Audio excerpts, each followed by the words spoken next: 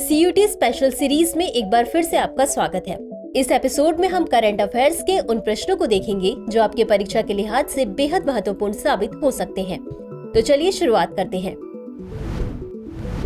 हाल ही में भारतीय सेना में पहली महिला सूबेदार कौन बनी है? ए. प्रीति रजक, बी. रुचि शर्मा, सी. अलका खुराना, डी. प्रिया झिंगन। इस प्रश्न का सही उत्तर है विकल्प ए. प्रीति रजक। चलिए देखते हैं इसके विश्लेषण को। चैंपियन ट्रैप शूटर प्रीति रजक हवलदार रैंक से पदोन्नत होने के बाद सेना में पहली महिला सूबेदार बन गई हैं। बता दें कि यह पहली बार है कि एक महिला सेना सैनिक को जूनियर कमीशन्ड अधिकारी यानी जेसीओ के रूप में पदोन्नत किया गया है।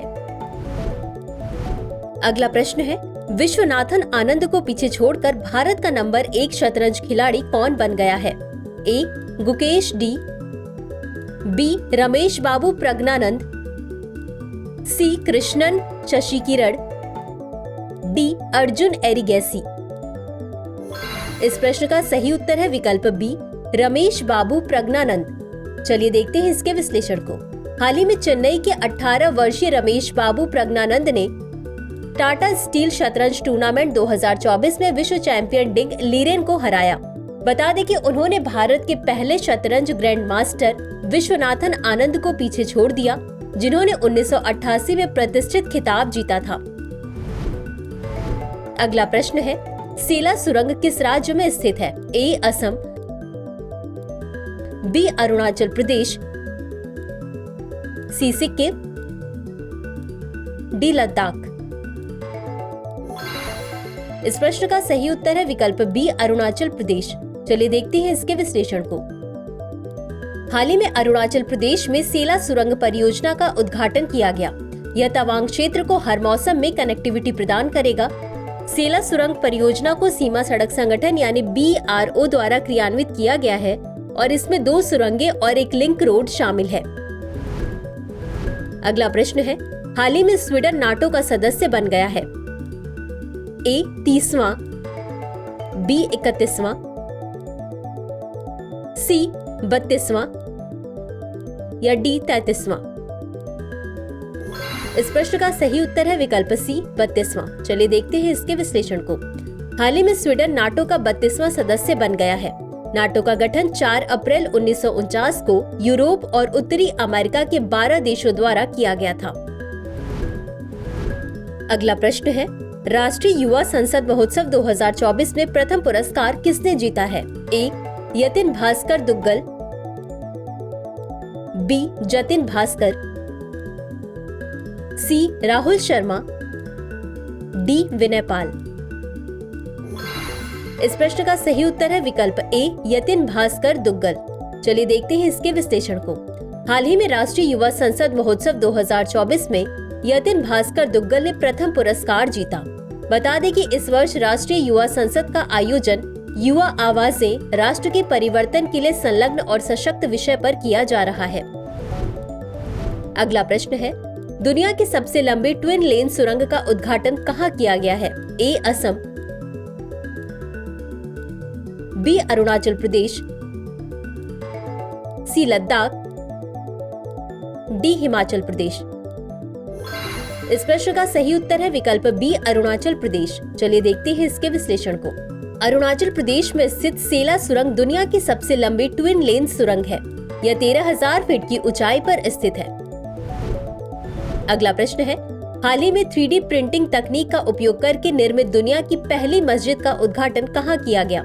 ए. USA, B. Qatar, C. संयुक्त अरब अमीरात, डी. सऊदी अरब। इस प्रश्न का सही उत्तर है विकल्प डी. सऊदी अरब। चलिए देखते हैं इसके विश्लेषण को। सऊदी अरब ने हाल ही में जेद्दा में 3D प्रिंटिंग की तकनीक से बनी दुनिया की पहली मस्जिद का अनावरण किया। यह अल जवाहरा उपनगर में स्थित है। इस मस्जिद का नाम दिवंगत अब्दुल अजीज अब्दुल्ला शरबतली के नाम पर रखा गया है। अगला प्रश्न है, हाल ही में regenerative blue economy road map के लिए एक रिपोर्ट किसके द्वारा जारी की गई है? A. UN, B. IUCN, C. ISA, D. CITES. इस प्रश्न का सही उत्तर है विकल्प बी IUCN। चलिए देखते हैं इसके विश्लेषण को।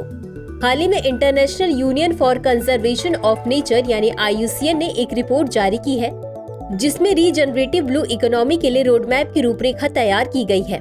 रीजनरेटिव ब्लू इकोनॉमी का उद्देश्य समुद्री पारिस्थितिकी तंत्र को सक्रिय रूप से पुनर्जीवित करना है। अगला प्रश्न है, शोम्पेन जनजाति किस राज्य में निवास करती है? ए केरल, बी आंध्र प्रदेश, सी ओडिशा, डी अंडमान और निकोबार द्वीप समूह। इस प्रश्न का सही उत्तर है विकल्प डी अंडमान और निकोबार द्वीप समूह। चलिए देखते हैं इसके विश्लेषण को। हाल ही में ग्रेट निकोबार द्वीप समूह में रहने वाले विशेष रूप से कमजोर जनजातीय समूहों में से एक शोम्पेन जनजाति के 7 सदस्यों ने पहली बार अंडमान और निकोबार लोकसभा क्षेत्र में अपने वोट डाले।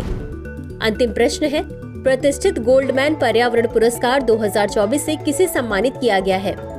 ए आरती शुक्ला, बी आलोक शुक्ला, सी दीपेश कुमार, डी रीमा कोहली। इस प्रश्न का सही उत्तर है विकल्प बी आलोक शुक्ला। चलिए देखते हैं इसके विश्लेषण को। हाल ही में वन और आदिवासी अधिकार कार्यकर्ता आलोक शुक्ला को प्रतिष्ठित गोल्डमैन पर्यावरण पुरस्कार 2024 से सम्मानित किया गया है। बता दें कि इन्होंने छत्तीसगढ़ के हसदेव अरण्य क्षेत्र में 21 नियोजित कोयला खदानों से 4.45 लाख एकड़ जैव विविधता से समृद्ध जंगलों को बचाया है।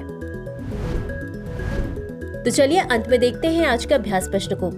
इरेडा किस सरकारी विभाग के अंतर्गत कार्य करता है?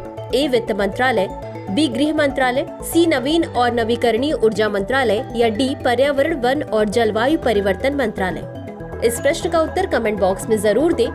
अभी के लिए बस इतना ही। धन्यवाद।